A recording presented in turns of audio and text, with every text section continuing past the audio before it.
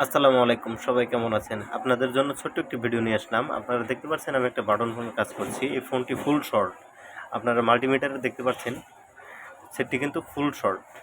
তো এই শর্টটি হচ্ছে কোথা থেকে? আমি চেক করে দেখেছি যে ব্যাটারি কানেক্টরের সাইডে ছোট্ট একটি ক্যাপাসিটার আছে, এই ক্যাপাসিটারটা কিন্তু শর্ট।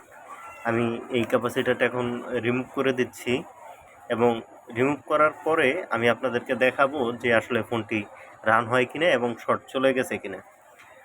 আমি এখন মাল্টিমিটার দিয়ে চেক করে আপনাদেরকে দেখাচ্ছি। দেখেন আপনারা যে অটোমেটিক কিন্তু জিআর কিন্তু চলে আসছে এবং ফোনটি কিন্তু ঠিক হয়ে গেছে। তো আমি আপনাদেরকে এখন চেক করে দেখাবো যে ফোনটি চালু হয় কিনা।